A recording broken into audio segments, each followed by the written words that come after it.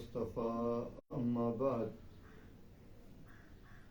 فأعوذ بالله من الشيطان الرجيم بسم الله الرحمن الرحيم من كذب علي متعمدا فليتبوأ مقعده من النار سبحان ربك رب العزة عما يصفون وسلام على المرسلين والحمد لله رب العالمين اللهم صل على سيدنا محمد وعلى آل سيدنا محمد وبارك وسلم اللهم صل على سيدنا محمد وعلى آل سيدنا محمد وبارك وسلم اللهم صل على سيدنا محمد وعلى آل سيدنا محمد وبارك وسلم۔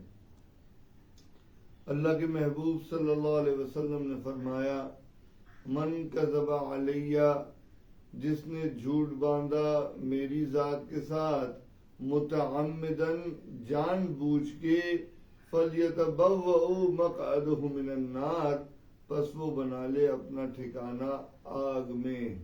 تو حدیث مبارکہ کا مطالعہ کرنے کا مقصد یہ ہوتا ہے کہ ہم صحیح حدیثوں کو جو ہے وہ یاد کر لیں اور انہی کو استعمال کریں۔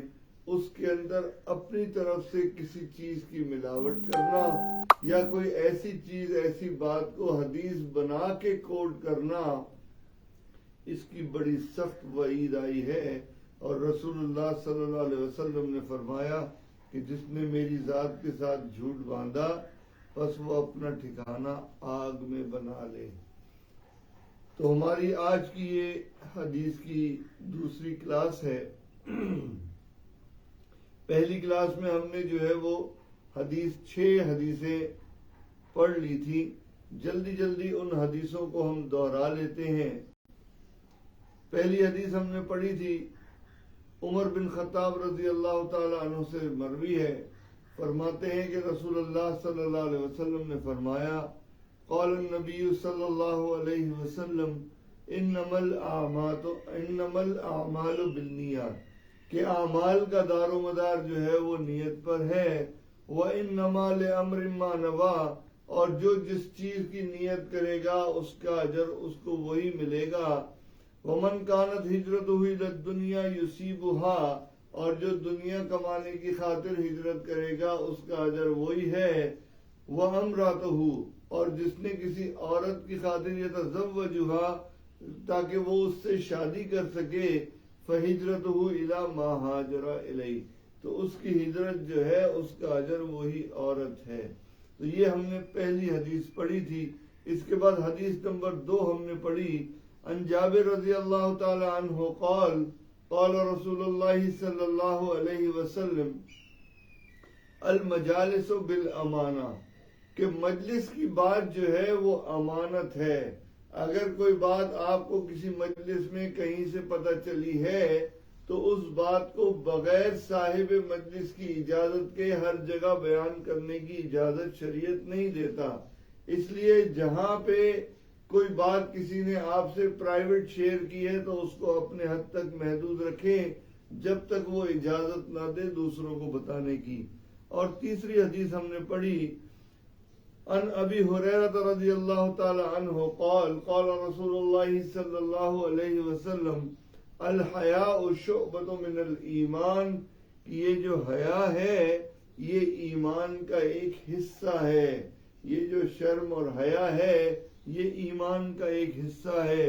جنید بغدادی رحمہ اللہ سے کسی نے سوال کیا کہ یہ حیا ہے کیا چیز، تو فرمایا کہ اللہ کی بے شمار نعمتوں کو اپنے اوپر دیکھ کر دل میں جو خیال پیدا ہوتا ہے اس کو حیا کہتے ہیں۔ اس لیے ہمیں چاہیے کہ اپنے اندر حیا پیدا کریں۔ اس کے بعد حدیث نمبر 4 ہم نے پڑھی، عن ابی ہریرہ رضی اللہ تعالی عنہ قال قال رسول اللہ صلی اللہ علیہ وسلم المؤمن غر کریم والفاجر خب لئیم، کہ مومن جو ہے غر کریم ہوتا ہے۔ غر کریم کہتے ہیں بھولے بھالے کو، اور فاسق اور فاجر جو یہ کفار ہیں یہ مکار اور کمینہ ہوتا ہے. خب لئیم کا مطلب ہے مکار اور کمینہ. کہ مومن جو ہے اس کا حسن ظن ہوتا ہے کہ جی جو بھی میں کسی کے ساتھ رویہ کر رہا ہوں یا جو میرے ساتھ کام کر رہا ہے یا رویہ سے پیش آ رہا ہے اس میں اس کا گمان بہتر کی طرف ہوتا ہے. جبکہ کافر جو ہے وہ ہر وقت چال بازی میں لگا ہوا ہوتا ہے کیونکہ مومن کی نظر جو ہے وہ آخرت پہ ہوتی ہے اور کافر اس دنیا ہی کو اپنا سب کچھ سمجھتا ہے. 5ویں حدیث ہم نے پڑھی. ان ابن مسعود رضی اللہ تعالی عنہ قال قال رسول اللہ صلی اللہ علیہ وسلم اذا لم تستحی فافعل ما شئت. کہ آپ علیہ السلام نے فرمایا کہ اگر تم حیا نہ کرو، اگر تم بے شرم ہو جاؤ تو جو چاہو کرو. یہ بڑی امپورٹنٹ حدیث ہے کہ آپ علیہ السلام جو ہے وہ یہ فرما رہے ہیں کہ اگر تم میں شرم اور حیا نہ ہو اور بے شرمی والی زندگی گزارو تو آپ علیہ السلام فرماتے ہیں پھر جو مرضی کرو. اگر رسول اللہ صلی اللہ علیہ وسلم نے ہمارے اوپر سے اپنا ذمہ ہٹا لیا تو ہم شفاعت جو ہے وہ کس طرح لیں گے. اور 6 حدیث ہم نے پڑھی. ان ابی ہریرہ رضی اللہ تعالی عنہ قال قال رسول اللہ صلی اللہ علیہ وسلم الدنیا سجن المؤمن وجنت الکافر. کہ یہ دنیا ہے یہ سجن کہتے ہیں قید خانے کو. یہ دنیا جو ہے وہ مومن کے لیے قید خانہ ہے اور کافر کے لیے جنت ہے. کافر کے لیے جنت اس لیے ہے کہ کافر کا سارا کچھ جو ہے وہ اس دنیا میں ہی ہے اور مومن کے اوپر مختلف قید ہیں. اگر رمضان کے دن ہے تو فجر سے لے کے مغرب تک کھانے پینے کی قید ہے. اگر نماز میں کھڑا ہے تو بات چیت کی قید ہے. اور اسی طریقے سے اگر نامحرم گزر رہی ہے تو اس کے اوپر دیکھنے کی وجہ سے قید ہے. تو مومن کے اوپر بہت ساری قید ہیں اور صرف اس لیے ہیں کہ یہ چھوٹی سی زندگی گزارے گا قید میں تو اللہ تعالیٰ آخرت کی پوری زندگی اس کو جنت عطا فرما دیں گے. تو آج کی ہماری پہلی حدیث ان جبیر بن مطعم رضی اللہ تعالی عنہ قال قال رسول اللہ صلی اللہ علیہ وسلم لا يدخل الجنہ قاطع. حدیث نمبر 7 جبیر بن مطعم رضی اللہ تعالی عنہ سے مروی ہے. ان جبیر بن مطعم رضی اللہ تعالی عنہ قال قال رسول اللہ صلی اللہ علیہ وسلم لا يدخل الجنہ قاطع. کہ رسول اللہ صلی اللہ علیہ وسلم نے فرمایا کہ جو شخص قطع تعلق کرے گا اپنے قریبی رشتہ داروں سے ناطے کو توڑ دے گا تعلق کو توڑ دے گا وہ جنت میں داخل ہی نہیں ہو سکتا. آج کے زمانے میں قطع تعلق کو ہم اتنا بڑا گناہ نہیں سمجھتے. اکثر بھائی سے کہتا ہے کہ جی اب تمہارا راستہ الگ ہو گیا، آپ الگ ہیں اور ہم الگ ہیں. اکثر یہ ہوتا ہے اولادیں اپنے والدین سے کہتی ہیں کہ جی اب آپ کے ساتھ نہیں نبھ سکتی، آپ اپنا الگ ہیں اور ہم الگ ہیں. یہ عجیب و غریب چیز ہے. جو قطع تعلق کرتا ہے 27ویں شب کو لیلۃ القدر میں اس کی دعائیں بھی قبول نہیں ہوتی ہیں. تو یہ جو ہے انسان کو چاہیے کہ اپنے آپ کو قطع تعلق سے روکے. اگر کسی سے کوئی ناراضگی بھی ہے تو 3 دن کے اندر سلام دعا کر کے اپنی بات چیت کو ریگولر بیسس پہ چلا دے.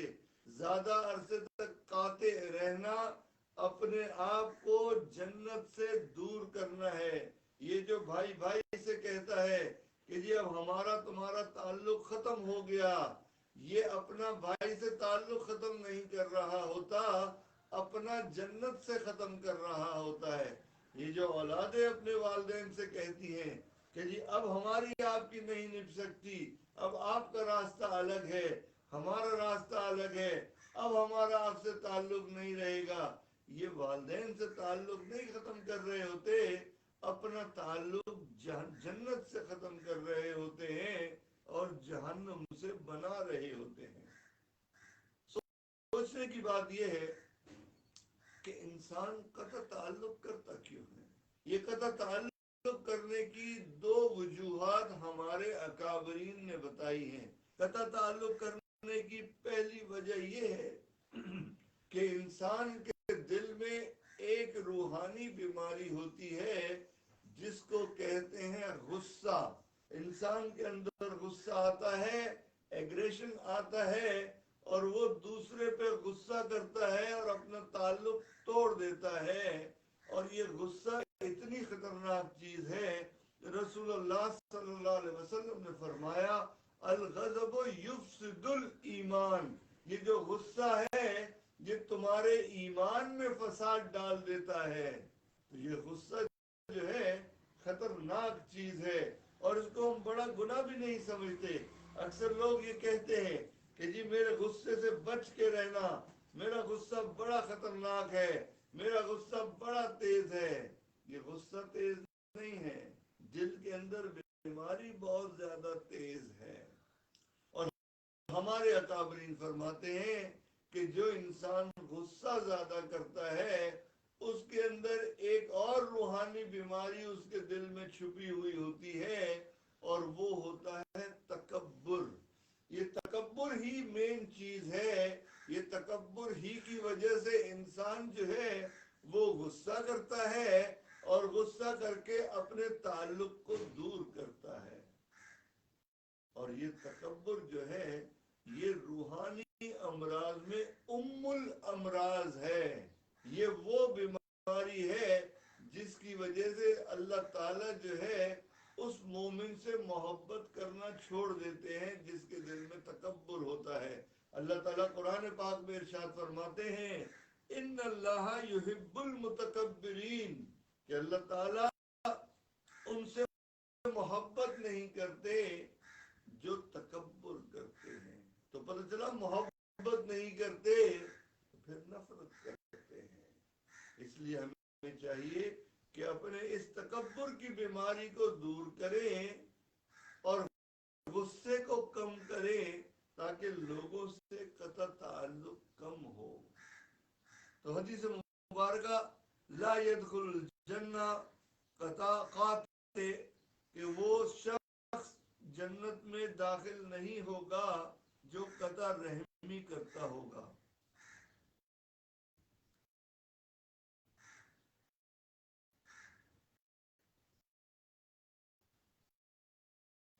جی میں اس کو شیئر کر دوں.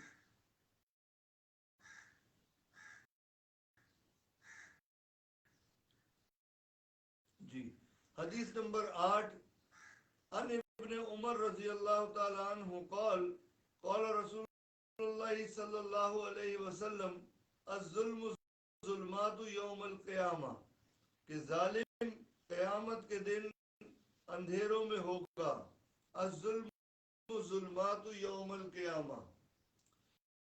ابن عمر رضی اللہ تعالیٰ عنہ فرماتے ہیں رسول اللہ صلی اللہ علیہ وسلم نے فرمایا الظلم ظلمات یوم القیامہ، کہ ظلم قیامت کے دن اندھیروں میں ہوگا. اب یہاں دیکھیں ظلم جو ہے وہ واحد کا صیغہ استعمال کیا گیا ہے اور ظلمات جو ہے وہ جمع کا صیغہ استعمال کیا گیا ہے. تو پتہ یہ چلا کہ ہر ظلم کے بدلے اللہ تعالیٰ ایک الگ ظلمات دیں گے، الگ اندھیرا دیں گے.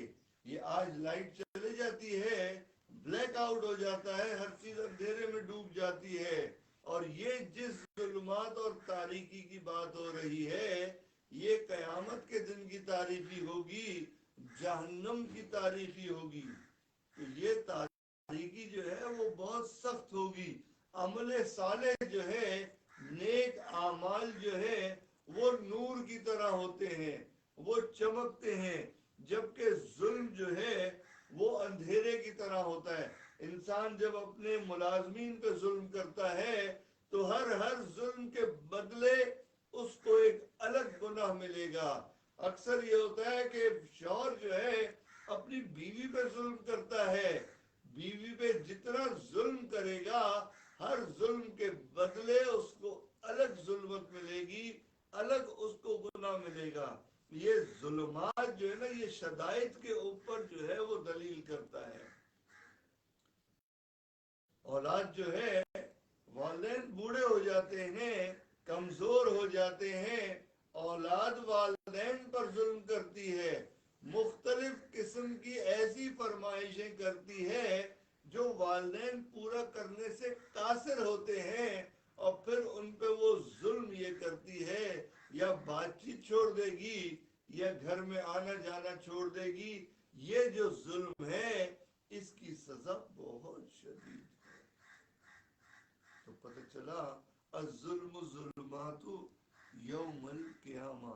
ابن عمر فرماتے ہیں کہ رسول اللہ صلی اللہ علیہ وسلم نے فرمایا کہ ظلم قیامت کے دن اندھیروں کی صورت میں ہوگا. تو اس لیے ہمیں چاہیے کہ دوسروں کے ساتھ جو ہے وہ نرمی والا رویہ رکھیں, ظلم والے رویے کی طرف جانے سے اپنے آپ کو بچائیں. اب یہ حدیثیں جو ہم نے 8 پڑھی ہیں یہ بہت چھوٹی چھوٹی حدیثیں ہیں. کوشش یہ کرنی چاہیے کہ ہم ان حدیثوں کو جو ہے وہ یاد کرنے والے بن جائیں, کیونکہ یہ حدیثیں ہم یاد کریں گے تو یہ ہماری زندگی کا حصہ بنیں گی. اگر ان حدیثوں کو یاد نہیں کر پائیں گے تو یہ حدیثوں کی کلاس ختم ہو جائے گی اور پھر ہم اس کو بھول جائیں گے. لہذا کوشش کریں کہ جیسے یہ عاجز تلاوت کرتا ہے حدیث کی تو اس کو جب ریپیٹ کرتا ہے تو ایک مرتبہ اپنی زبان سے اس حدیث مبارکہ کو پڑھ لینا چاہیے, کیونکہ یہ حدیث کو پڑھنے کا اپنا اجر بھی ہے اور پھر یہ حدیث یاد کرنی بھی آسان ہو جاتی ہے. حدیث نمبر 9 عن عبداللہ ابن مسعود رضی اللہ تعالی عنہ قال قال رسول اللہ صلی اللہ علیہ وسلم البادی بالسلام بریء من القبر. کہ عبداللہ ابن مسعود رضی اللہ تعالی عنہ فرماتے ہیں کہ رسول اللہ صلی اللہ علیہ وسلم نے فرمایا البادی بالسلام بریء من القبر, کہ رسول اللہ صلی اللہ علیہ وسلم فرمایا کہ جو ابتدا کرے, البادی کیا ہے, ابتدا سے نکلا ہے, البادی بالسلام بریء من القبر, کہ جو سلام میں پہل کرے گا وہ تکبر سے بری ہو جائے گا. بریء من القبر, اس کے دل میں تکبر کی بیماری اگر ہوگی تو ختم ہو جائے گی. اس حدیث مبارکہ کو پڑھنے کے بعد یہ اصول سامنے آیا کہ جس کو اپنے اندر محسوس ہو کہ میں تکبر میں چلا گیا ہوں, اس کو چاہیے کہ وہ سب کو سلام میں پہل کرے. اب دیکھیں ہمارے یہاں عموماً رواج یہ ہوتا ہے کہ جو محفل میں یا مجلس میں کوئی آتا ہے تو لوگ یہ تصور کرتے ہیں اور ان کا گمان یہ ہوتا ہے کہ آنے والے کے اوپر ہی فرض ہے کہ وہ سب کو سلام کرے تو پھر جواب دیں. یہ کوئی اصول نہیں ہے, یہ ہم نے اپنے تکبرانہ رویے سے بنایا ہے. اکثر یہ ہوتا ہے کہ جو بڑے ہوتے ہیں گھر کے وہ یہ چاہتے ہیں کہ یہ جو چھوٹے بچے ہیں یہ ہمیں سلام کرے. ساس بیٹھی ہوگی وہ یہ سوچے گی کہ یہ جو بہو ہے یہ مجھے سلام کرے. اگر بڑا بیٹھا ہے اور کوئی بچہ آیا ہے تو وہ یہ خیال کرے گا کہ جی بچہ پہلے سلام کرے. یہ کوئی اصول نہیں ہے. اصول رسول اللہ صلی اللہ علیہ وسلم نے فرمایا البادی بالسلام بریء من الکبر, کہ جو سلام میں پہل کرے گا وہ تکبر سے بری ہوگا. اب دیکھیں یہ تکبر اتنی خطرناک باطنی بیماری ہے. اس سے پہلے حدیث میں اس عاجز نے بتایا کہ یہ تکبر ایسی بیماری ہے, یہ ام الامراض ہے. حدیث پاک میں آتا ہے رسول اللہ صلی اللہ علیہ وسلم نے فرمایا لا يدخل الجنہ من کان فی قلبہ مثقال ذرۃ من الکبر, کہ وہ شخص تو جنت میں ہی داخل نہیں ہوگا جس کے دل میں رائے کے دانے کے برابر بھی تکبر ہوگا. رائے کے دانہ چھوٹا سا رائی کا دانا ہوتا ہے، بالکل چھوٹا ہوتا ہے، لیکن یہ اتنی بڑی بیماری ہے کہ یہ جنت کا داخلہ روک دیتی ہے، اس کے اثرات بڑے خراب ہیں۔ اب یہ تکبر انسان کو کسی بھی وجہ سے ہو سکتا ہے، کسی کو تکبر اپنے مال کی وجہ سے ہو سکتا ہے، کسی کو اپنے حسن و جمال کی وجہ سے ہو سکتا ہے، کسی کو اپنے حسب نسب کی وجہ سے ہو سکتا ہے کہ جی میں بڑے خاندان کا ہوں، اور کسی کو جو ہے وہ اپنی تعلیم کی وجہ سے ہو سکتا ہے کہ جی میں فلاں یونیورسٹی کا گریجویٹ ہوں اور میری تعلیم اتنی زیادہ ہے، دوسرے تو کم تعلیم یافتہ ہیں۔ اور سب سے خطرناک تکبر کیا ہوتا ہے کہ انسان کو اپنی عبادت کی وجہ سے تکبر ہو کہ جی میں تو تہجد گزار ہوں، میں تو خوب تلاوت کرتا ہوں، میں خوب ذکر اذکار کرتا ہوں، میں بہت زیادہ مراقبے کرتا ہوں، اللہ کو یاد کرتا ہوں۔ اس چیز کا تکبر تو سب سے زیادہ خطرناک ہے۔ تو ہمیں چاہیے کہ اپنے اندر سے تکبر کی بیماری کو دور کریں۔ حدیث نمبر 9، حدیث نمبر 10، ان ابی سعید رضی اللہ تعالی عنہ قال قال رسول اللہ صلی اللہ علیہ وسلم الغیبۃ اشد من الزنا۔ ابی سعید رضی اللہ تعالی عنہ فرماتے ہیں کہ رسول اللہ صلی اللہ علیہ وسلم نے فرمایا الغیبۃ اشد من الزنا، کہ یہ جو غیبت ہے یہ زنا سے بھی زیادہ بڑا گناہ ہے۔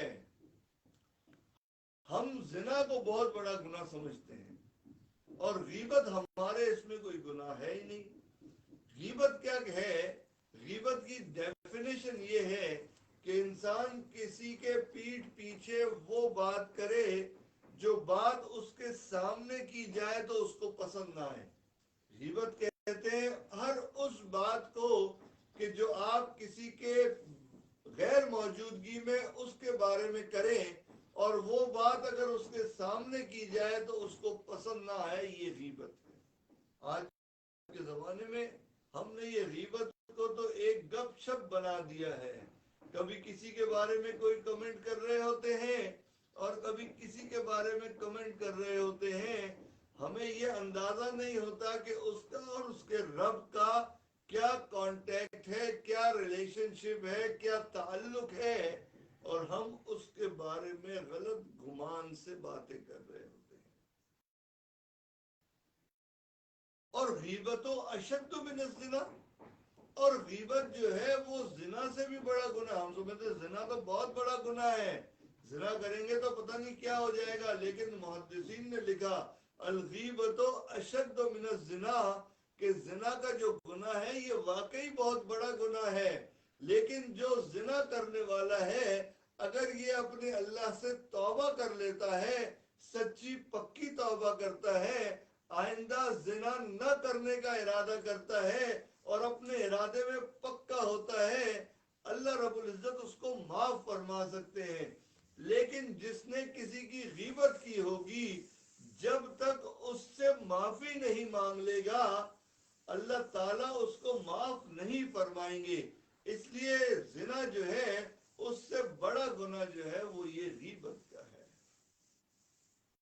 یہ غیبت کا گناہ۔ اچھا اب مسئلہ یہ ہے ہمیں سمجھ میں نہیں آتا کہ ہم کسی کے بارے میں کوئی بات تو کہہ گئے ہیں، اب معافی کیسے مانگے؟ ویسے شرم سی آتی ہے کہ جی میں نے تو آپ کی غیبت کی ہے، آپ مجھے معاف کر دیں۔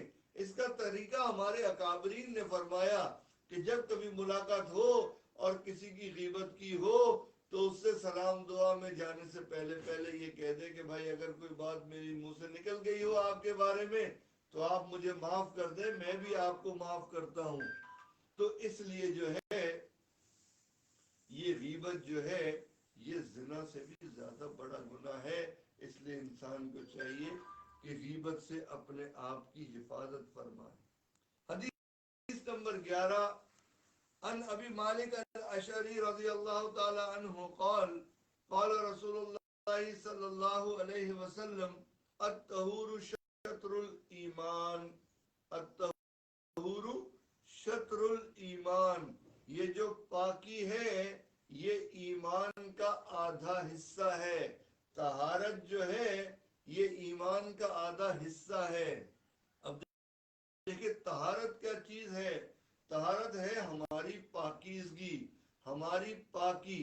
اگر انسان کو طہارت کے مسائل کا پتہ نہیں ہوگا تو انسان پاک نہیں ہوگا، اور اگر ناپاک ہوگا تو وہ ہر قسم کی عبادت سے جو ہے وہ قابل ہی نہیں ہوگا کہ وہ عبادت کر سکے. اس لیے یہ طہارت بڑی ضروری ہے. یہ طہارت جو ہے اس کی دو قسمیں ہیں. ایک ہے طہارت حقیقی اور ایک ہے طہارت حکمی. طہارت حقیقی کیا ہے؟ طہارت حقیقی یہ ہے کہ انسان اپنے آپ کو وضو کر کے اور پاک کر لے. آپ نے غسل کر لیا، آپ نے وضو کر لیا، آپ کی طہارت ہو گئی. اور ایک ہے طہارت حکمی. طہارت حکمی کیا ہے؟ جو حکمن آپ پر لاگو ہوتی ہے کہ اگر آپ ناپاک ہیں اور آپ نے وضو، آپ نے نماز پڑھنی ہے، آپ نے تلاوت کرنی ہے، کوئی عبادت کرنی ہے، تو حکمن آپ پر جو ہے وہ طہارت لازم ہے. بچیوں کے حیض و نفاس کے مسائل ہیں، اگر وہ اس سے نکلتی ہے تو حکمن اس کے اوپر طہارت لاگو ہوتی ہے. اگر میاں بیوی کے تعلقات ہوئے ہیں تو حکمن لوگوں پہ جو دونوں کے اوپر جو ہے وہ طہارت لاگو ہوتی ہے.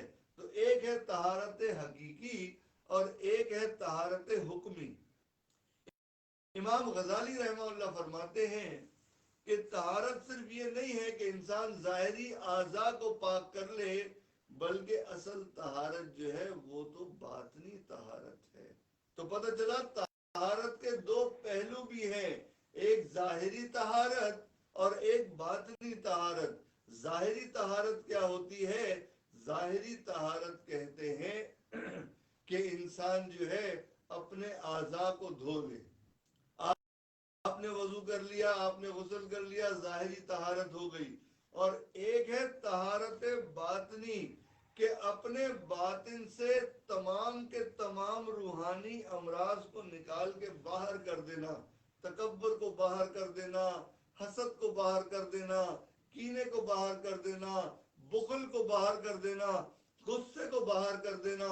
یہ سارے امراض دل سے نکال کے یہ دل جو ہے سوائے اللہ کے کسی اور چیز میں مصروف ہی نہ ہو، سوائے اللہ کی محبت کے اور کسی کی محبت اس دل میں نہ ہو، یہ باطنی طہارت ہے.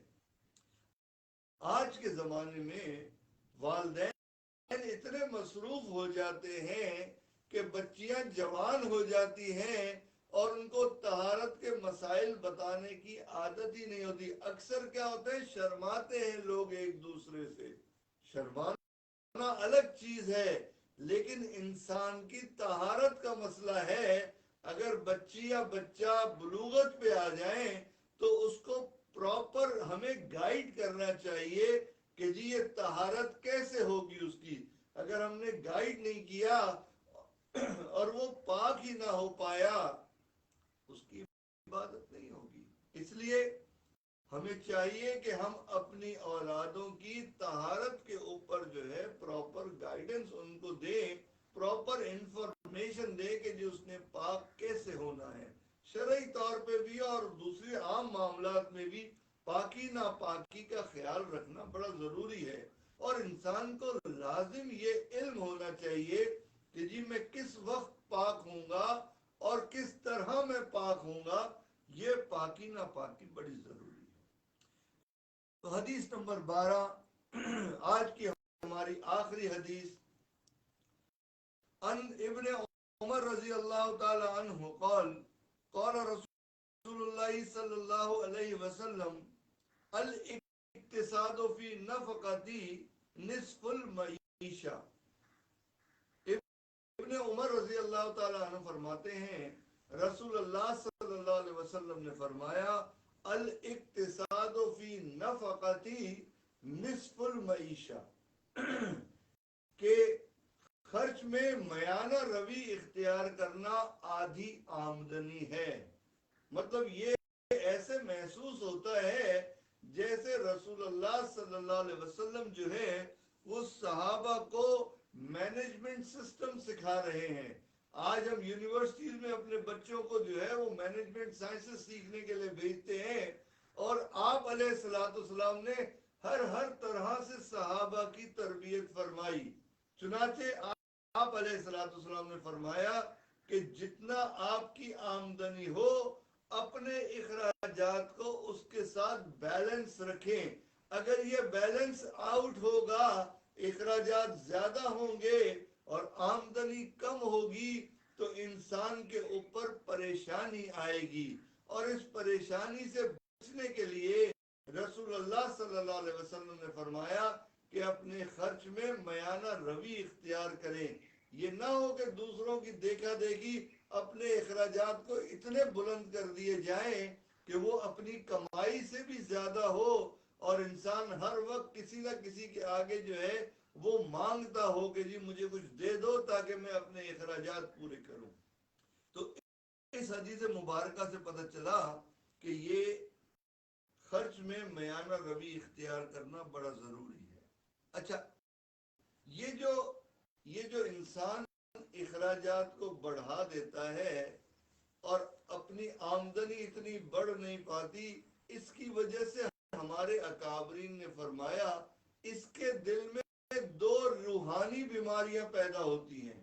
جو آدمی اپنے اخراجات کو بلند رکھتا ہے اور آمدنی بڑھ نہیں پاتی, تو اس کے دل میں دو بیماریاں پیدا ہوتی ہیں, اور وہ دو روحانی بیماریوں میں ایک بیماری ہے لالچ. ہر وقت اس کو لالچ لگی رہے گی کہ میں اب کس طرح سے جو ہے وہ اور پیسے کسی سے لوں. اور دوسری جو خطرناک بیماری ہے وہ ہے حرص کی. جب انسان کے پاس اخراجات زیادہ ہوں گے, آمدنی کم ہوگی, تو دوسروں کے پاس جو مال ہوگا اس کو دیکھ کے اس کے دل میں حرص آئے گا. تو اس لیے ہمیں چاہیے کہ اپنے اخراجات کو الاقتصاد فی نفقتی نصف المعیشہ, خرچ میں میانہ روی اختیار کرنا آدھی آمدنی ہے. آج کی ہماری اس کلاس تک ہم 12 حدیثیں پڑھ چکے ہیں. ایک مرتبہ جلدی ہم ان حدیث مبارکہ کو ریپیٹ کریں گے جو آج ہم نے پڑھی ہیں. لا يدخل الجنہ قاطع, ہم نے حدیث پڑھی, جبیر بن مطعم رضی اللہ تعالی عنہ سے مروی ہے, فرماتے ہیں کہ رسول اللہ صلی اللہ علیہ وسلم نے فرمایا لا يدخل الجنہ قاطع, کہ جنت میں داخل نہیں ہوگا جو قطع تعلق کرتا ہوگا. اور اس کے بعد حدیث نمبر 8 ہم نے پڑھی الظلم ظلمات یوم القیامہ, کہ ظلم جو ہے وہ قیامت کے روز اندھیروں کی صورت میں ہوگا. انسان جتنا جس پہ ظلم کرے گا, ہر ظلم کے بدلے اس کو الگ ظلمت ملے گی, ہر ظلم کے بدلے اس کو الگ تاریکی ملے گی. حدیث نمبر 9 ہم نے پڑھی ان عبداللہ ابن مسعود رضی اللہ تعالیٰ عنہ قال قال رسول اللہ صلی اللہ علیہ وسلم البادی بالسلام بریء من الکبر, کہ رسول اللہ صلی اللہ علیہ وسلم نے فرمایا کہ سلام میں پہل کرنے والا تکبر سے پاک ہوگا. یہ اصول رسول اللہ صلی اللہ علیہ وسلم فرما دیا کہ سلام میں جو بھی پہل کرے گا وہ اپنے دل سے تکبر کی بیماری کو دور کرے گا. اس کے بعد ہم نے حدیث پڑھی ان ابن سعید رضی اللہ تعالی عنہ قال قال رسول اللہ صلی اللہ علیہ وسلم الغیبت اشد من الزنا, کہ جو غیبت ہے یہ زنا سے بھی زیادہ بڑا گناہ ہے. انسان زنا کرے گا, اللہ سے توبہ کرے گا, اللہ معاف فرما دیں گے, لیکن جس کی غیبت کی ہوگی جب تک اس سے معافی نہیں مانگے گا اللہ تعالیٰ معاف نہیں فرمائیں گے. اور پھر 11ویں حدیث ہم نے پڑھی ان ابی مالک الاشعری رضی اللہ تعالی عنہ قال قال رسول اللہ صلی اللہ علیہ وسلم الطہور شطر الایمان, کہ یہ جو طہارت ہے, یہ پاکی ہے, یہ ایمان کا آدھا حصہ ہے. اور ایمان کا آدھا حصہ ہے, اور اس میں ہم نے یہ چیز پڑھی کہ طہارت جو ہے وہ 2 قسم کی ہوتی ہے. ایک طہارت حقیقی ہے اور ایک طہارت حکمی ہے. اور پھر ہم نے اس حدیث مبارکہ میں پڑھا کہ طہارت کے دو پہلو ہیں، ایک ظاہری طہارت ہے اور ایک باطنی طہارت ہے۔ اس کے بعد حدیث نمبر 12، ان ابن عمر رضی اللہ تعالی عنہ قال قال رسول اللہ صلی اللہ علیہ وسلم الاقتصاد فی نفقتی نصف المعیشہ، کہ اقتصاد میں، خرچ میں میانہ روی اختیار کرنا آدھی آمدنی ہے۔ آج کی ہماری یہ کلاس یہاں پہ ختم ہوئی۔ ایک ساتھی نے میسج کیا ہے کہ ان کو 40 حدیث کی PDF فائل چاہیے، تو یہ ہمارا جو گروپ ہے اس میں شیئر کر دی جائے گی، واٹس ایپ کا، اس میں سے آپ جو ہے وہ اپنے پاس سیو کر لیجئے گا۔ اللہ سے دعا ہے کہ اللہ ہماری اس حدیث کو پڑھنا اور پڑھانا اپنی بارگاہ میں قبول فرمائے۔ تھوڑی دیر کے لیے آنکھوں کو بند کر لیجئے، سر کو جھکا لیجئے، دعا سے پہلے اپنے دل میں اللہ کو یاد کر لیجئے۔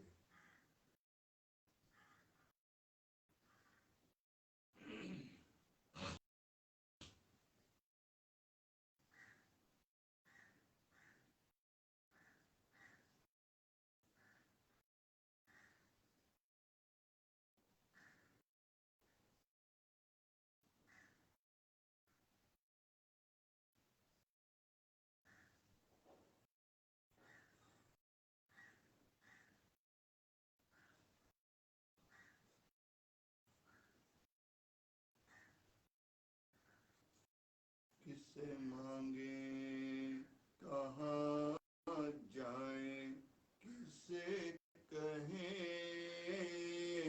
اور دنیا میں حاجت روا کون ہے، کس سے مانگیں کہاں جائیں، کس سے کہیں اور دنیا میں حاجت روا کون ہے، سب کا داتا ہے تو، سب کو دیتا ہے تو، تیرے بندوں کا تیرے سوا کون ہے، کون مقبول ہے، کون مردود ہے، کون مقبول ہے، کون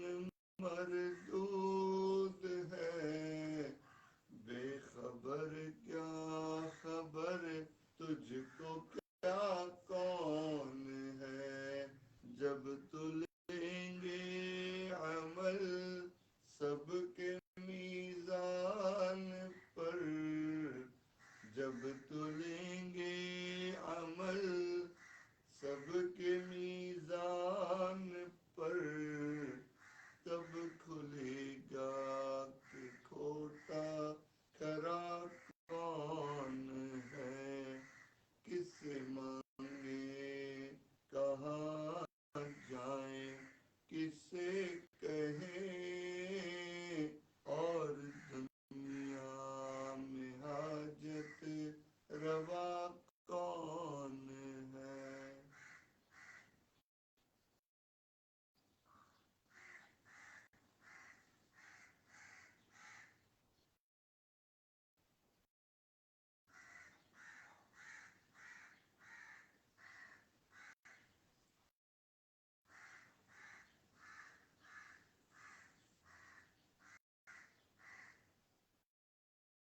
لا الہ الا اللہ محمد رسول اللہ۔ دعا کر لیجئے۔ الحمدللہ رب العالمین الوہاب، اللہم صلی علی سیدنا محمد وعلی آل سیدنا محمد وبارک وسلم۔ ربنا ظلمنا انفسنا وإن لم تغفر لنا وترحمنا لنکونن من الخاسرین۔ اے اللہ، ہم آپ کے عاجز، مسکین اور بہت کمزور بندے ہیں۔ اللہ ہمارے گناہوں کو معاف فرما، اللہ ہماری خطاؤں سے درگزر فرما، اللہ ہمارے عیبوں کی پردہ پوشی فرما، اللہ برے دن سے محفوظ فرما، اللہ بری رات سے محفوظ فرما، اللہ برے کاموں سے محفوظ فرما، یا اللہ ہم کو برے انجام سے محفوظ فرما، اللہ ہدایت مل جانے کے بعد گمراہی سے محفوظ فرما، اللہ سیدھا رستہ مل جانے کے بعد بھٹکنے سے محفوظ فرما، اللہ اپنا قرب حاصل ہو جانے کے بعد اپنی دوری سے محفوظ فرما، اللہ نعمتیں مل جانے کے بعد نعمتوں کے چھن جانے سے محفوظ فرما، اللہ عزتیں مل جانے کے بعد ذلت سے محفوظ فرما، اللہ قلت سے محفوظ فرما، اللہ علت سے محفوظ فرما، اللہ ذلت سے محفوظ فرما، یا ارحم الراحمین، علم حاصل ہو جانے کے بعد جہالت والے کاموں سے محفوظ فرما، یا رب العالمین، یہ حدیث کو پڑھ رہے ہیں، اللہ اس پر عمل کرنا آسان فرما دیجئے، اللہ ان حدیث مبارکہ کو اپنی زندگی کا حصہ بنانا آسان فرما دیجئے، اللہ اس پڑھنے پڑھانے کو اپنی بارگاہ میں قبول فرما دیجئے، یا ارحم الراحمین، یہ حدیث کے پڑھنے کی برکت سے آج ہم اپنے تمام گناہوں سے سچی پکی توبہ کرتے ہیں، اللہ ہمارے تمام گناہوں کو معاف فرما، اللہ جو گناہ دن میں کیے انہیں معاف فرما، اللہ جو گناہ راتوں میں کیے انہیں معاف فرما، اللہ جو گناہ چھپ چھپ کے کیے مالک ان گناہوں کو بھی معاف فرما، اور جو گناہ بھری محفلوں میں کیے اللہ ان گناہوں کو بھی معاف فرما، اللہ جو گناہ ہمیں یاد ہیں اللہ ان گناہوں کو بھی معاف فرما، اور جو گناہ کر کے ہم بھول گئے اللہ ان گناہوں کو بھی معاف فرما، یا ارحم الراحمین، ہم آپ کو ناراض نہیں کرنا چاہتے، یا اللہ ہم گناہ نہیں کرنا چاہتے، اللہ ہمیں گناہ سے محفوظ فرما دیجئے، اللہ گناہوں سے بھی محفوظ فرما دیجئے، اور گناہ کے موقعوں سے بھی محفوظ فرما دیجئے، غم حیات کے سائے نصیب نہ کرنا، غم حیات کے سائے نصیب نہ کرنا، کسی غریب کو دل کا غریب نہ کرنا، میں امتحان کے قابل نہیں میرے مولا، مجھے گناہ کا موقع نصیب نہ کرنا، اللہ مہربانی کا معاملہ فرما دیجئے، اللہ گناہوں سے ہماری حفاظت فرما دیجئے،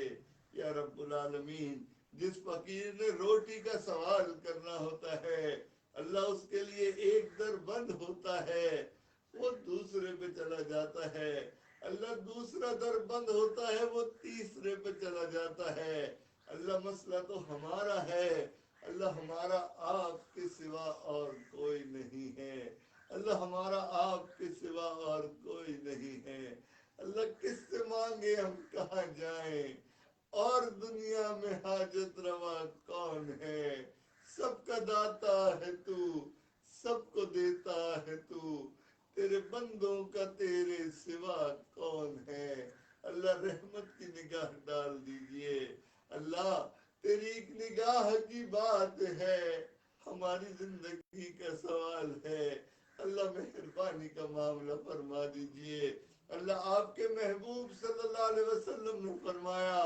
رمضان کی ہر رات میں آپ لاکھوں کروڑوں کی مغفرت کے فیصلے فرماتے ہیں، اللہ آج ہماری بھی مغفرت کا فیصلہ فرما دیجئے، اللہ ہمیں بھی معاف فرما دیجئے، اللہ جہنم سے خلاصی عطا فرما دیجئے، اللہ آپ جنت دے دیجئے، اللہ جنت دے دیجئے، اللہ ہمارے تمام گناہوں کو معاف فرما دیجئے، اللہ حاضرین مجلس کے دل میں جو نیک خواہش ہو، جو جائز مراد ہو اللہ اپنی رحمت سے پورا فرما دیجئے، اللہ جو بیمار ہیں ان کی بیماریوں کو دور فرما دیجئے، اللہ جو پریشان ہیں ان کی پریشانیوں کو دور فرما دیجئے، یا اللہ اٹکے ہوئے کاموں کا ہونا آسان فرما دیجئے، اللہ الجھے ہوئے کاموں کو اپنی رحمت سے سلجھا دیجئے، اللہ جو مقروض ہیں ان کے قرضوں کی ادائیگی کو آسان فرما دیجئے،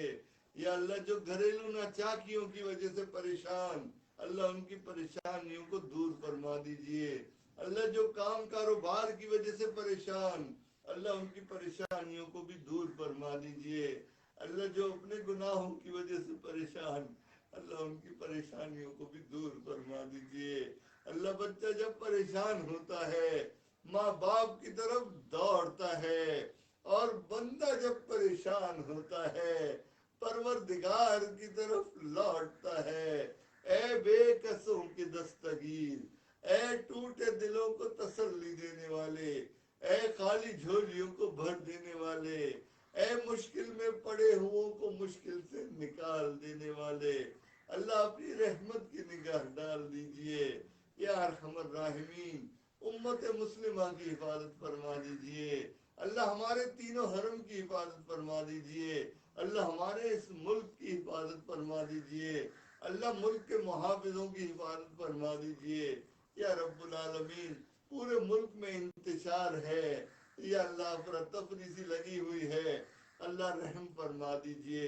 اللہ ہمارے اس ملک کی حفاظت فرما دیجئے.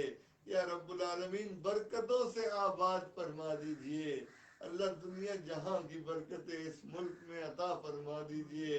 ارحم الراحمین، ہمیں بار بار اپنے گھر کا دیدار نصیب فرما دیجئے. اللہ بار بار اپنے محبوب صلی اللہ علیہ وسلم کے مبارک دربار کی قبولیت والی حاضری نصیب فرما دیجئے. یا اللہ جو مانگا وہ بھی عطا فرما دیجئے. اللہ جو مانگنا چاہیے تھا نہیں مانگ سکے مالک، وہ بھی عطا فرما دیجئے. یا رب العالمین، ہمارے عزیز اقارب، رشتہ دار، مشائخ، اساتذہ، والدین جو بھی اس دنیا سے فوت ہو چکے ہیں، جو حیات ہیں، اللہ ان سب کی مغفرت فرما. اللہ جن کی مغفرت فرما دی اپنے قرب کے اعلیٰ درجات عطا فرما. یا اللہ جتنے لوگ پڑھ رہے ہیں اللہ ان کا پڑھنا قبول فرما لیجئے. یا اللہ جو خدمت میں لگے ہوئے ہیں اللہ ان کی خدمتوں کو قبول فرما لیجئے. اللہ بہترین اجر اور بدلہ عطا فرما دیجئے. اللہ دنیا اور جہان کی آخرت تک کی کامیابی عطا فرما دیجئے. اللہ اپنی خاص رحمت کی نگاہ فرما دیجئے. ربنا تقبل منا انك انت السميع العليم وتب علينا انك انت التواب الرحيم. صلی اللہ تعالی علی حبیبہ سیدنا محمد وعلی آلہ واصحابہ اجمعین. آمین برحمتک یا ارحم الراحمین.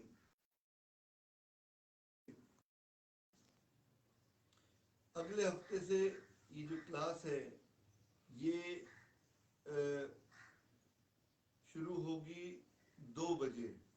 2 بجے سے لے کے اور 2:45 تک یہ کلاس ہوگی. لہذا اگلے اتوار سے ظہر کی نماز کے بعد انشاءاللہ تعالی یہ کلاس ہوگی. آپ تمام سے درخواست ہے کہ خود بھی اس میں شرکت کریں اور اپنے قریبی رشتہ داروں کو بھی اس میں آنے کی دعوت دیں. یہ دین کی تبلیغ کا کام ہے.